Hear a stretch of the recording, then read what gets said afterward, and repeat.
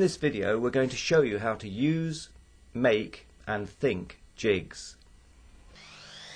So what is a jig? In routing terms, a jig is a guiding system to determine the path of the cutter. Let's look at the router itself. The cutter is fixed in relation to the router base and is simply lowered or raised by operating the plunging mechanism. If you operate the router freehand, you have a jigged device, and in this case it is you who determines the path of the cutter. Such a method is used for freehand lettering, for example.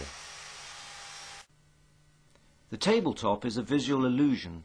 Instead of making an intricate latticework of cross-halving joints and then insetting the squares, I simply started by gluing squares onto a baseboard, not worrying too much about how accurately they matched up.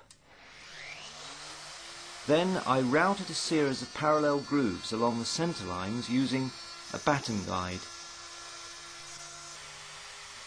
I then inset some strips which had been prepared on the planer thicknesser. And then I cut the adjacent series of grooves and inset more strips as before. All this was done with a simple Batten guide, a straight cutter and a little divergent thinking. Now